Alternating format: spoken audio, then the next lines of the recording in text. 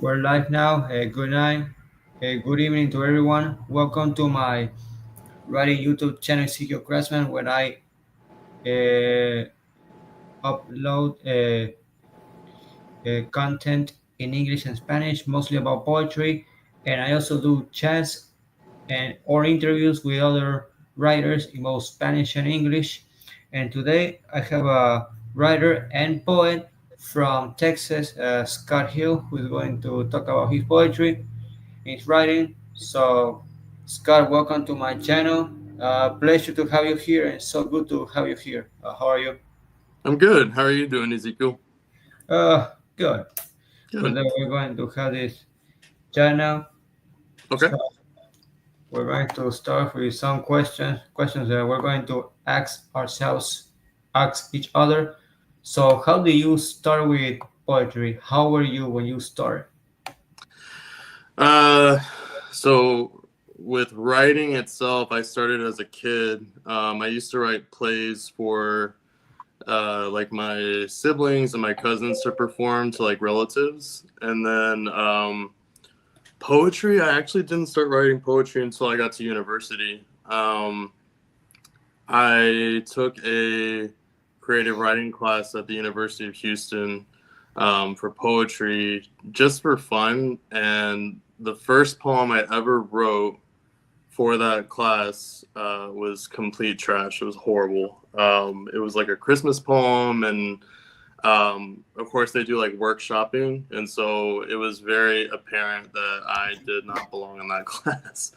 Um, but that became sort of the catalyst of like my desire to get better at it because there's something mysterious about poetry.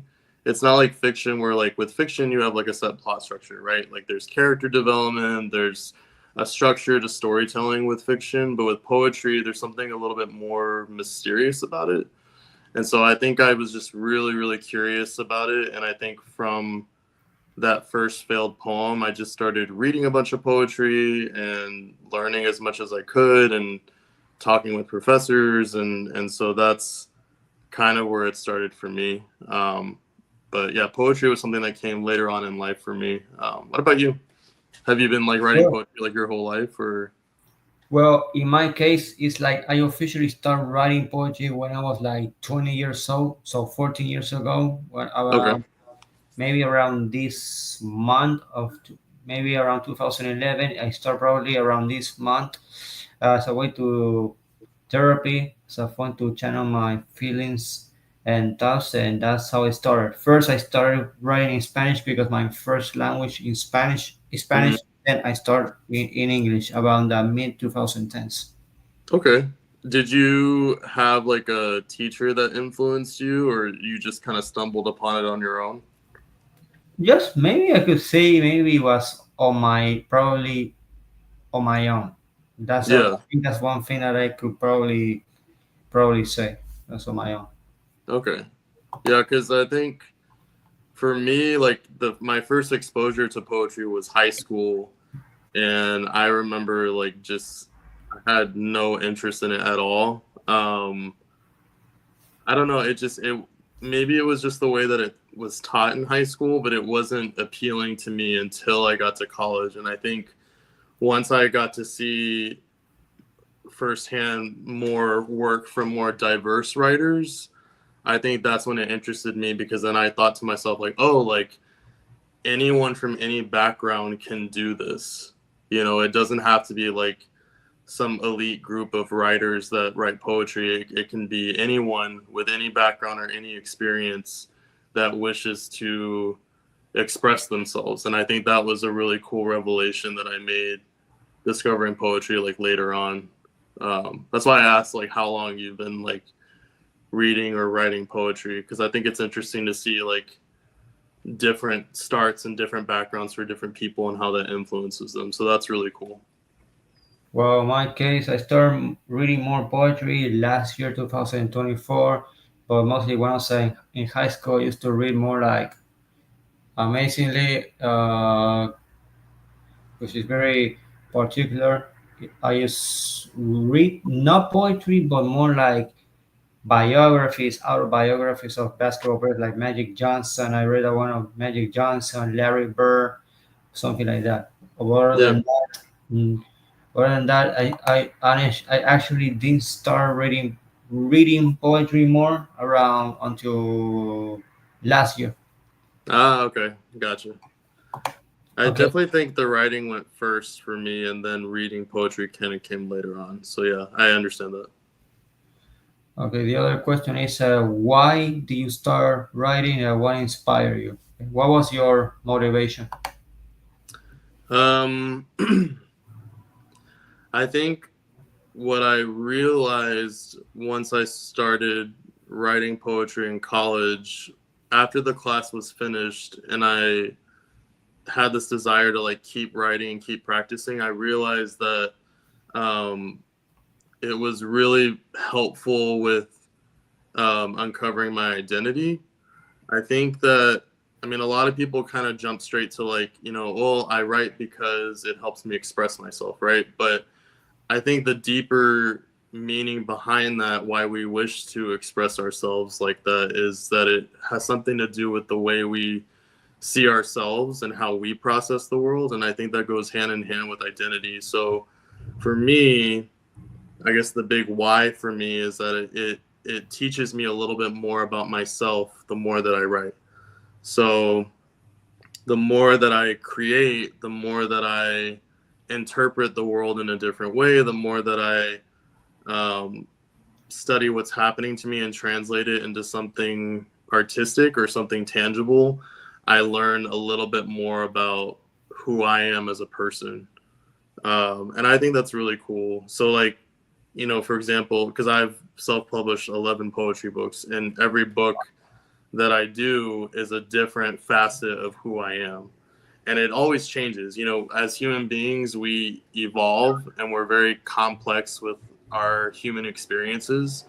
And so I think that it's really interesting to see a different facet of yourself every time, and it changes a lot. And sometimes it's for the good, sometimes it's for the bad, and sometimes it's just really complicated. But I think the big why, to answer your question, is it's really insightful on like identity and like understanding yourself as a person. Um, so that's I guess my big why as to why I do it. So what about you? Well, maybe I think I say it before. Well, I'll say it again. As start as a way to channel my emotions, my feelings, my ideas, because I feel like it's something to unload. And yes, I had a kind of a tool to unload, because for example, when I was in Puerto Rico, I'm originally from Argentina, but grew up in Puerto Rico, and I moved here to the U.S. 5 years ago. But Okay. I was in Puerto Rico. I was in a gym, and I used the heavy bag, the boxing heavy bag, and I would throw like punches, elbows, kicks, and that helped me a lot to unload a lot of anger.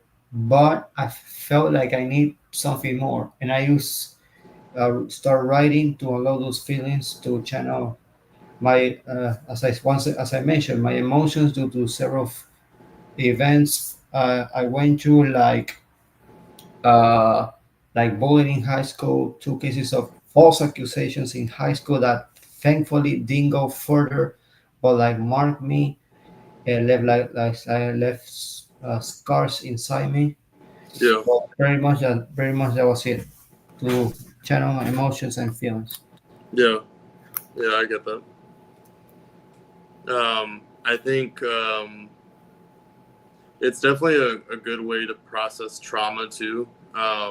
For me, like with the writing process, there are many poems that I've written where I reflect back on a situation that has already happened, but then I have some cases where I will write while I'm in the middle of it, because it's like a way for me to like immediately get it off my chest, immediately put it into something tangible. Like I have to like have something written down immediately to like hold on to. So um, yeah, I definitely understand that. I think also like sometimes we don't quite understand the why behind things until we write something down, right? So it's like we don't understand why things happen to us, be they good or bad, until we actually write it down, and then we see like, oh, there's a message to this. There's like something to be learned from this, whether that's for you or for somebody else.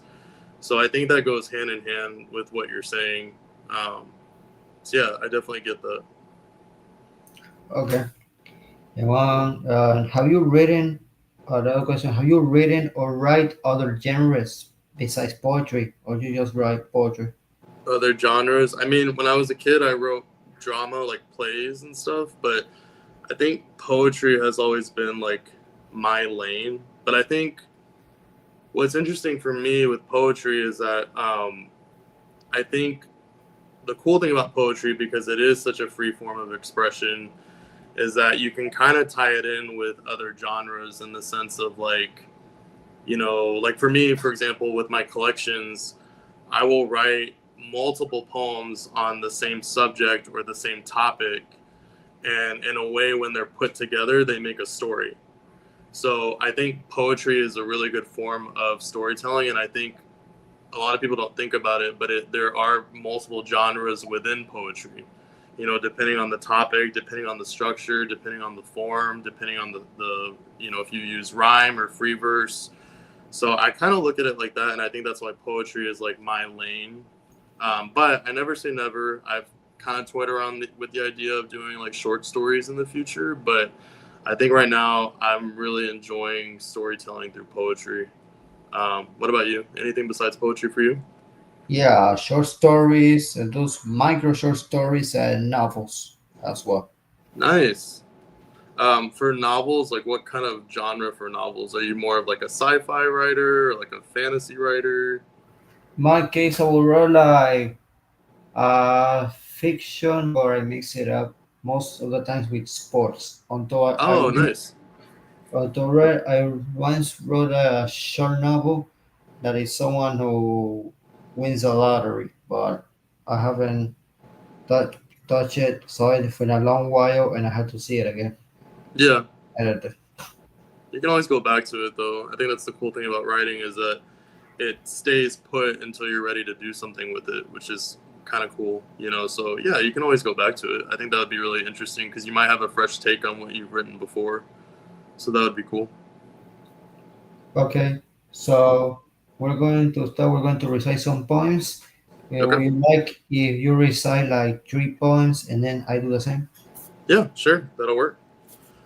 So the poems I'm going to recite are from my newest book, which is Biblio. Um, I just released it earlier this month. I self-published it, and the main point of the book is all about growth. I have recently gotten out of a 12-year relationship about a year ago, and so the book itself is kind of the story about how I put the pieces back together moving forward. So the first poem I'm going to read is called To Find Yourself, which is kind of like my intro poem to the whole book.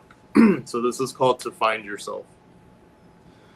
To find yourself is to stand on the precipice of a ghost town you spent years building piece by piece with every splinter, from your bloodied hands and blisters and the sweat of your sacrifices, just to watch it all incinerate from an old match in your pocket you've been saving but hoping never to use. To find yourself is to stoke flames as high as your hopes, to burn all you once knew down to the ground, while you do nothing but stare, let the smoke of empty houses and the meaningless maps on walls and the failing town hall meetings fill your nostrils until your lungs accept the cigar and all of its consequences, learning to breathe anyway with all the toxins we must carry. To find yourself is to cry for a California you dreamt of your whole life, become scarred from disappointment, accept all of the inevitable, watch the pages of your poetry ignite and hover like doves fluttering until they become crows and vanish as if swallowed by the night sky, ashes in the wind, stardust on the earth, slipping through your fingers but not without staining them black. But to find yourself is to remember what you want for yourself. Envision the bookstores from your childhood, filled with worlds you couldn't wait to travel to. Look at the hollow space before you with bones for a new skeleton, your library waiting to be opened. So fill it with shelves made from debris, because this is what starting over entails. Because to find yourself, you must destroy and rebuild with hands stained from experience. So put the matches in your pocket, start with the shelves, then fill those shelves with books, and find yourself again. So that was to find yourself. The Yeah, second poem, nice. the second poem is called "Beware the Sirens." Basically, this was a fun poem to write because it kind of teases at the dating scene that happens nowadays. Of like, you know, there are situations where the dating scene is like, who can I use first before I get hurt, kind of thing. So this kind of pokes fun at that a little bit. So this is called "Beware the Sirens." I sit on a jet black rock in the middle of mist, picking the carnage of hearts from my teeth. I can hear them calling out to me from cheap vessels, see the soft glow of their lanterns. They want a glimpse of me, but I'll give them a show. So I sing poems from my diaphragm, sugary notes from a vinegar throat. I look forward to chewing their bodies like saltwater taffy before I spit up their skeletons, sending them back to their loved ones because I'm not that cruel. One wants to use my fingernails to make notches on their belt. Another wants to take me to Mexico on their finger. But I'm not going anywhere but crazy. These fools were warned by legends about my false promises. Beware the sirens and their alluring voices. But did they listen? No. But there are alerts sent by the gods for me too, warning sirens about the path I'm on, cherry lightning and banshee thunder, imploring me to change my ways before I am stuck. But do I listen? I don't know. Wow. Yeah. And then the third poem I'll read. This is a poem called Pen Pals. Basically, this was a situation where I started dating someone that wasn't putting in as much effort into building a relationship as much as I was, and so it was kind of like a plea for like, you're losing me kind of thing. This is called Pen Pals. At the library, I licked stamps as if they were your lips, and mailed letters to a different country in the same zip code, wondering if you'd get them and open each envelope with a knife, cutting their throats to bleed the ink of my pleas on your desk. You write about your fever and ignore what's burning us down. We become pen pals, but you make your quills out of feathers, ripping them from my wings until I am naked. You sign your name in my blood and then question why I'm pale. Do you not see that you are losing me? When you drive into the town square, I am not there. There is no soapbox or poet yelling his love for you, no crier to give meaningless warnings of your neglect. Don't you see? Can't you hear it in the silence? I sit in the library to write one last message, to tell you goodbye and that I have changed my address so you can hear from the horse's mouth that I've moved on, feeding the beast with carrots so it drags my bones to you, one last moment with my cologne on the stationery so you'll miss me, a token of my appreciation for your pretty words of affirmation. And then I toss it in the trash can instead. Wow. Yeah. Oh, okay, you read the tree? Yeah. Okay, that was my.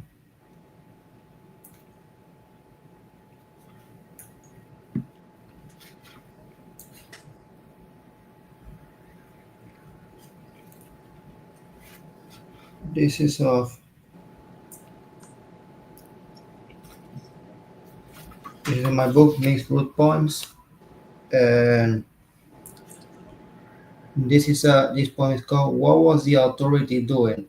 And sometimes when you were probably picked on in school, in high school, and sometimes the teachers don't do anything about it, or rarely do something about it, or they do something but they are taken lightly by your peers by other students or classmates. Yeah. Okay,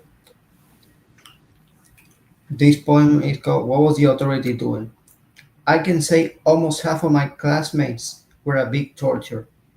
Seeing them misbehaving was worse than suffering a fissure.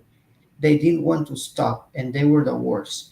They did their bad mischiefs with more energy than a racehorse. They were a level of adversity you had to overcome with patience, courage, and determination. You didn't want to hate them, but they didn't give you another choice in that situation.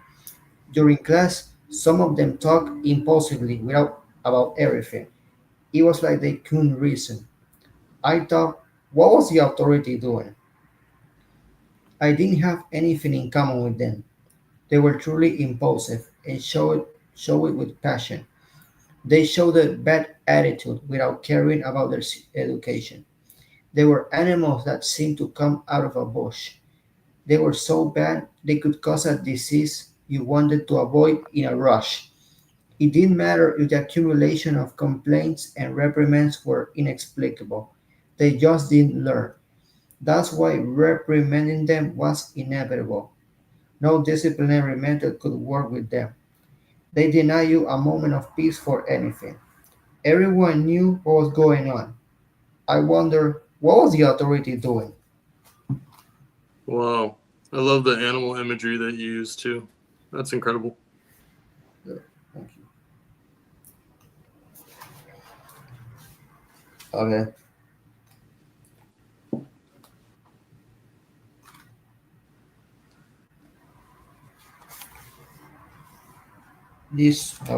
Let's go another one from this book.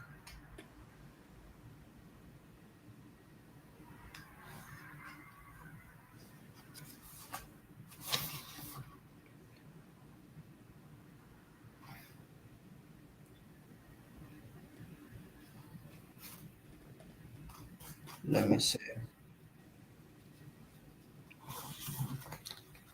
This poem is called A Hug. A hug. I'm going on my own path, regardless of what people can think. I'm going against all odds, with that great determination I have within. Even if I'm in pain, my will to keep going will not be gone. I want to show to the whole world that I'm strong.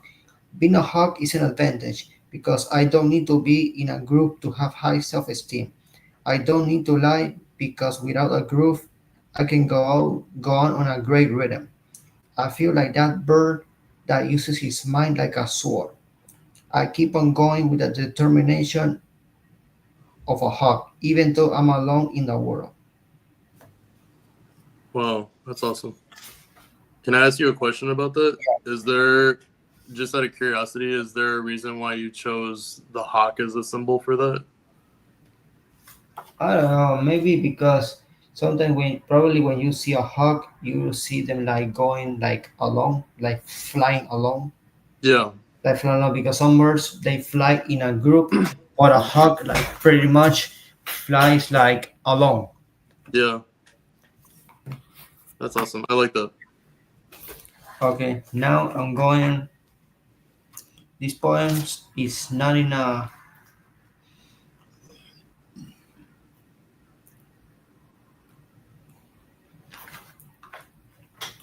Okay, let's see, let's see.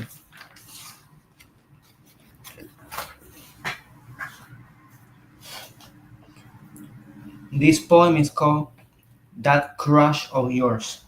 Goes like this: That crush of yours you confessed in our last day as classmates was simply very hard, if not impossible, to believe. It was hard for me to believe due to your merciless bullying and harassment, a totally undeserved hell during that period of time. Your offenses were like lava coming out of of a volcano I wanted to escape from, but it was simply inevitable. Your goal with your mean mouth and your bad acts was to turn my psychological state, my self esteem, and my mental health into ashes. If you were in love with me so much, how hard it was for you to tell me for the first time instead of making me suffer that unnecessary hell. What were you so afraid of? Rejection? Being told no? Me telling you I don't feel anything? Being left in the friend zone? It would have been better to die on the attempt than putting me through such hateful, suffocating asphyxiating, annoying, painful, and undeserved hell and bullying.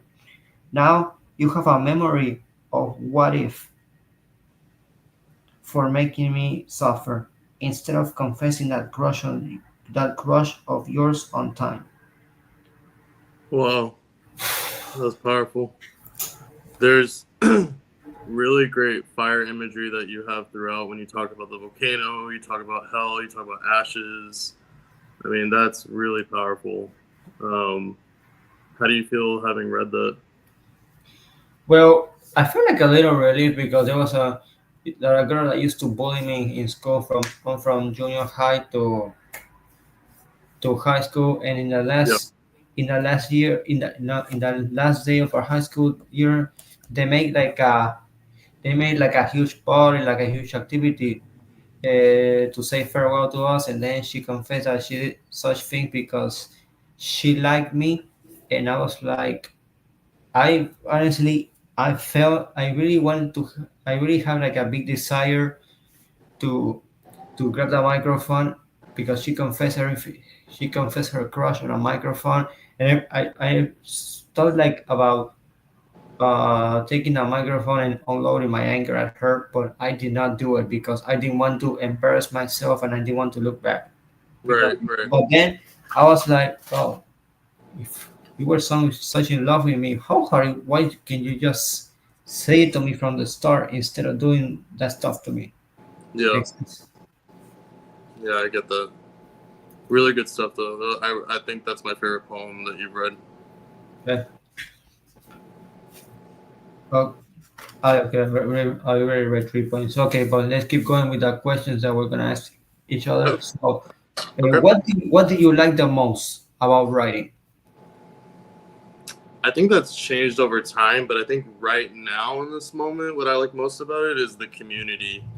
Um, just meeting people that are like-minded and have the passion for poetry the way that for the same reason. The methods might be different, but the passion for it is all the same. And building that community with like-minded people and meeting new people on Instagram or Threads or social media, talking to people like you and being able to make that connection with other people through the power of poetry. I think that's currently my favorite thing about writing. That's why we write in general, right? Like, we write because we want to feel seen or to feel heard in some way, whether that's by ourselves or by other people. And so I think building community is like my favorite thing about writing right now. What about you? In my case, pretty much something similar to what you just said, but in my case, I was at the freedom to express myself, the freedom I had to write to express how I feel without without without receiving or rarely receiving like any criticism. Be myself. I can express myself. Not only that, the message that I send to the reader to my verses, to my writing, because let's say somebody raised a point about a certain event, or a certain event that I went through, or probably didn't go through, or probably someone else did, and that person can say, "Well, I felt this once before. I went through this before." Or somebody that I love went through something like this, and in some way or another, that reader can feel identified with it, or not only that, it can also help. I can also like the way that it can help people heal in some way or another.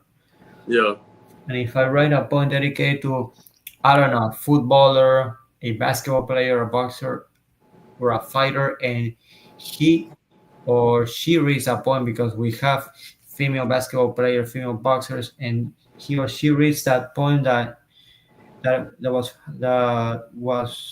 that had been written about him or her as a tribute to her or his career, they can in some way or another they can feel good about themselves because they feel like their effort, their hard work throughout their athletic career yeah, was worth it and it paid off.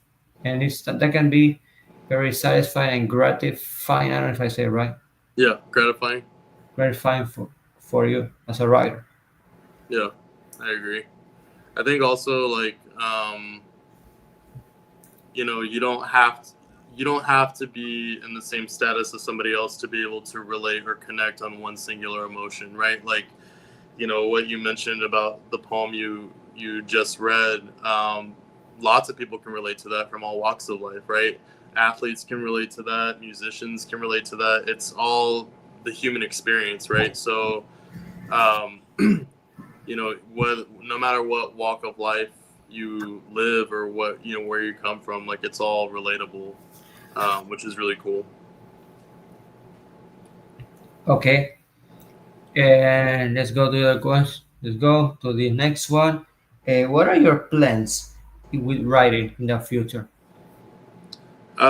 So typically I write one book every year about the previous year's experience. So my hope is to continue doing that, just continue to create, continue to write poetry, make collections. I do have a project I'm working on, which I'm not ready to talk about yet, but there is something exciting that I'm working on that I've never done before, which I will eventually post on social media. But it is something related to poetry that I'm really excited about. So yeah, so lots of fun projects, but mostly I just want to keep creating. I do it simply because I'm passionate about it. I love poetry. I love reading poetry. I love writing poetry. So yeah, definitely a continuation of that. What about you? I think because I know you have a book out, you should have you considered continuing making more collections like that? Yeah, I'm thinking making more collections of poetry, keep writing obviously, and posting content in English, in Spanish and English about not only my writing or not only my writing, my poetry, but also posting content of me reading poems of other writers and other poets. Because I think that when I do that in some way or another, I'm helping preserve or keep their legacy. And I also try to keep doing this kind of chats and interviews with other writers in Spanish and English to help them expose their work, and give them like a space to express themselves. Yeah, I love that. That's awesome. Okay, but the last question: what is writing for you? What is writing for me? I guess I mean when you boil it down to its simplest term, writing is a form of communication, right? So it's to me it's a way that not only are you communicating things to other people, but you're communicating to yourself. And it kind of goes back to what I was saying earlier about identity. Um, you know, you're, at least for me, I write for the sake of not just communicating with other people about how I feel or what I'm experiencing or what I, you know, am imagining, but I'm also communicating with myself, right? Like I'm explaining something that may not be clear to me until after I put it into a different perspective or if I'm able to create something tangible from it. And then I have a better understanding of myself because I've in turn communicated with myself in a way that makes sense to me. So yeah, I think at the heart of it, it's communication, but it's you're learning about other people and you're also learning about yourself in the process. So it's like this exchange of ideas with yourself and with other people. So to me, that's what writing is. What is writing for you? I would say like the writing is the art of expressing yourself, like, and probably unloading with life throughout words, throughout the world, throughout words. Yeah. Can I ask you, like, right now, what is inspiring you right now? Like, if you were to list, like, what's been inspiring you lately, like, what would you say? I could say the experiences that I went through, and we can say some experiences that I went through. Not say recently, but give the experiences that I went through, even in my not only my life, but when the trips that I made, like in my trips to Europe or something like that. Yeah. Trip that I made to my trip to Colombia 2 years ago is several things. Yeah. Do you feel more inspired when you travel to other places, or do you? Because for Oh me, yeah! like, yeah, because I've been to New Zealand a couple times, and there's a Wow. lot of poems I've written just from feeling inspired by like nature and things around me. But there are also times where I get more inspiration from being alone in my apartment. Like I live alone, and so sometimes like if I'm trapped with my own thoughts versus being out in the world, it's a different kind of inspiration. But yeah, like there's I think the change in setting and scenery is really influential on poetry in general. You know, whether you're traveling or whether you're, kind of by yourself. So I always find that interesting, and that's why I always ask like what kind of settings inspire you the most. Um, I like that you're a reflective writer. You write a lot about things from the past that uh, that are relevant, even today. I know for me, I'm 32 years old, and there's still poems that I look back on that I think like, oh, like I could have used this when I was in high school, or this could have been so relatable to me, when I was younger, and um, some of the poems I write, I always keep that in perspective. Like there could be younger people that read it and might say like, oh, like I'm going through this right now, even if it's an experience I had, many many years ago. I think um, I think that's important to think about too when you're writing. But I like your style. I like that you're very Thank reflective. you. Yeah. Thank you. Yours is very good too. And well, let's finish this and let's recite three more poems. You start with 3 points, and you start with 3 points, and I'm gonna to finish with three. Okay. Okay, sounds good. Yeah. Okay, so reading from the same book for Biblio. Um, this is a poem called "I'll Put You in the Archives."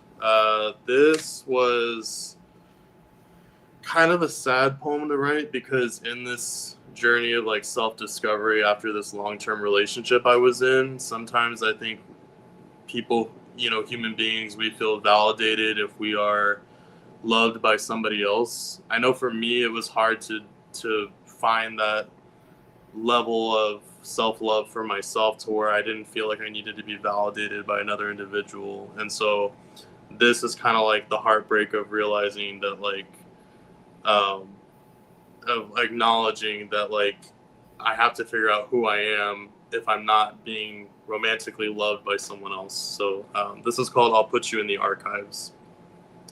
Sitting in a dimly lit room next to a dusty filing cabinet, your records and papers are scattered around me, with a dirty light bulb above me flickering madly. I ripped the plastic wrap from my face so I could scream, something I couldn't do in the night with sleep apnea, something you had no issue doing with your road rage. 4 partitions frowned at me for making the same mistakes. Here we go again. You were just like my ex, picking the tab up, putting me down, manipulating interests against me like a dagger, blade cold on my Adam's apple, my tears on steel, vanishing smoke with gunpowder on my blazer, leaving me sliding down the wall like rain on a windshield, with my face in my hands instead of my head on your shoulder. What the hell do I do with all these photos? I just started building these mosaic memories to plaster around my bedroom like stickers on coloring pages, and now they're in ugly manila folders without labels, surrounding me like witch hunters with torches. I have no other choice but to blow out the matches and place your stuff in the archives, lock the drawer, break the key against the floor, and die alone. Because who am I without love? Who? So that's I'll put you in the archives. The second poem, this one was like a revelation. So this is a poem called "Do Not Stand at My Grave and Weep," and it's actually a line from a poet named Mary Elizabeth Fry, and she had a line where she says, "Do not stand at my grave and weep," where she talks about finding comfort in what's around you instead of wasting your time grieving over something that's gone. So I use that idea to kind of talk about my own experience of dealing with grief. So this is called Do Not Stand at My Grave and Weep. I don't need your poetic sympathy.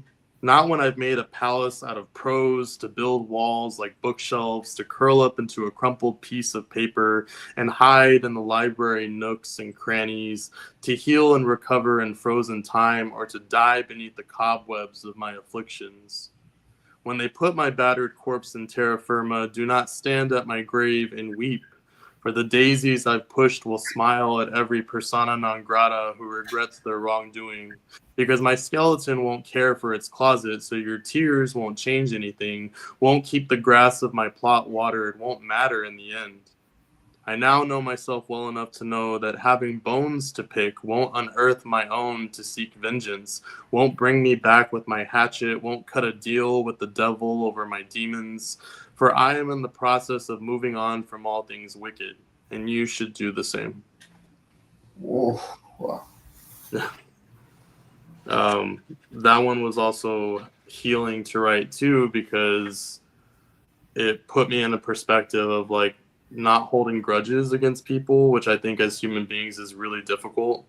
And I still struggle with that, but I think in a way that poem was like a reminder to me that sometimes we have to let things go, in order to move forward. And this last poem, so this is actually a love poem called Meteor Shower. Oh, beautiful, beautiful December. Did you hear about the meteor shower in apartment 15? There's stardust all over the sheets, the pillows, glowing rocks on keychains with blue scorpions, twin flames in the furnace of laughing bellies, and rings on fingers after Saturn's return. What does it mean, though? It's the second chance only a shimmering sky can bring. It's chocolate, margaritas, wine glasses, matching Christmas pajamas. It's unfiltered joy from the faucets of my eyes, happy tears that frolic down my face just to land in your beautiful dimples, as if to make a pool in craters on a planet I've never even dreamed of. I don't need a telescope to see that this could turn into a love I've never known before, but I could sure use some sunglasses if I'm going to stare directly at that smile of yours. Oh, beautiful, beautiful December, may it only rain luminous orbs in apartment 15 so I can hide all my umbrellas and lie with you on my living room floor and touch your supernova heart with my celestial soul while we drown in cosmic glitter. Because this is the meteor shower my body craved on all my darkest nights. It's you, pinch me. It's finally you. Wow. Yeah. It's funny because I don't write a ton of love poems, but occasionally, when the inspiration strikes, I thought I had this image of like a meteor shower falling within an apartment, and that image just like stuck with me. So it was really interesting to write that poem. Well, how many points you read already? I read 3. Yeah. Okay, now it's my turn. Yeah. Uh,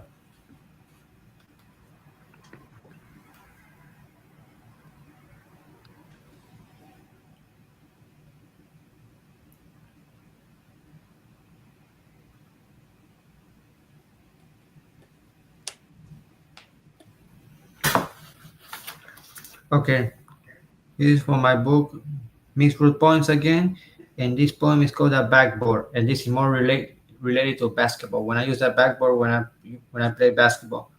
Okay. When I use the backboard, there's a bigger possibility the ball goes in, which is what I want. When I use it with my best ability. When the ball goes in the net, I feel a great satisfaction. After I use the backboard to score, I show the thirst and passion. Using the backboard helps a player score, although it doesn't leave the crowd speechless. It doesn't leave the crowd speechless when they watch the sport. I like the metaphor of that for support and also like being victorious. That's cool. Okay.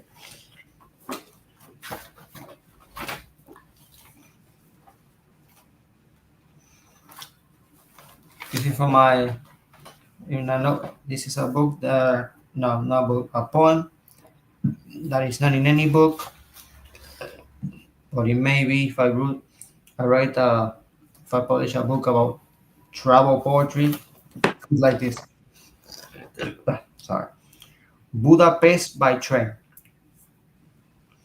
Wandering Budapest by train was a tremendous adventure. There's trains in the middle of the road, subways that can help too. It was nice to walk the streets and the city in general, and use a transportation. I like seeing the infrastructure, the city's architecture, the monuments, and the statues when I had the chance to travel on those trains. An enriching experience. The more I wander several zones by train, the more I value and appreciate how beautiful Budapest is. An incredible city of an incredible country. A city that's enriching art and poetry for anybody's heart and mind. A city with great history and culture, worth visiting and knowing. Nice. It's like what we talked about earlier about how setting can impact your writing. So that's cool. I love that.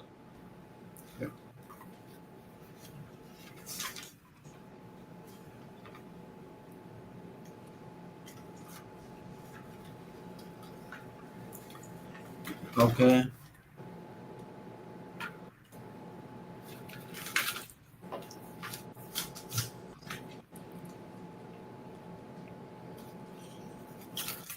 This I'm going to finish this with this. It says like graduation dance without me, or it can also say prom without me. Okay. That prom or graduation dance without me didn't make any difference. Nobody thought and cared about my absence. Those kids who became my former classmates enjoyed the prom that night without sadness, anger, or bitterness. What I had to miss it, well, I had to miss it because of a horrible and dreadful lie. While they were having a good time, having fun and dancing with the music at a very high volume, I was in a room on my house isolated, thinking, how could I have fun on my own? Why, while it was a magisterial night for them, turned out to be a dark one for me. That's how I can summarize it. At night, a prom where an absence did not matter at all. Even though I miss it, I'm glad I didn't go, given the nature of what I endured. Wow. Yeah. It's that reflective writing that we talked about. That's really powerful. Yeah, I had to miss my prom, and that was like 15 years ago. But honestly, I don't regret missing it, given the Yeah. nature of what I had to go through. And I honestly, I feel better Yeah. when I had to miss it I that time. think, yeah, I was going to say along the lines of that, there are so many things that I experienced in high school that were traumatic for me. And, when you're in high school, that's like your life. Like you don't realize that there's a life beyond that. When you're in the middle of high school, like you think like that's your whole world. And then it's funny now because, I'm 32 now. So I look back on it and I'm like, it's almost, um, I find it so interesting that I used to worry so much about something that doesn't, have a direct correlation with my life now. There's some things that I have learned from it and some things that I carry with me, but when you move forward and you realize that there's so much more life to live after high school, it really diminishes all the horrible stuff that you go through when you're younger. So I don't know. It's interesting to like look back in hindsight and think about how things change from that point until your 30s. It's like an interesting way of looking at it. So Yeah, I could say the same thing. So well, we can end it here. So well, Scott, thank you for being on my YouTube channel. It was great. Great to know you. Great to have you here. Great to hear your poetry, hear your writing, and well, the best of luck in your goals and best of luck with your writing. And we look forward to see and read more of your poetry and more news. I'm looking forward to see you hear more of your poetry and your books. And best of luck and good talk to you, man. Thank you. Before you go, I'm going to plug both of our books. So make sure you get Mixed Roots by Ezekiel Kretzmann on Amazon. So make sure you get that. Yeah. And then my new book, Biblio, there's a link in my bio on Instagram at Scott Hill Poetry. It takes you to lulu.com. That's where you can get that. So make sure you check out both of our books for poetry. Okay, and check for my and subscribe to my channel so you watch more Yes. content and of course more chats and more interviews with writers like Scott Hill. So, that's good. Good Bye. night. Nice talking to you. All right. Bye. Bye.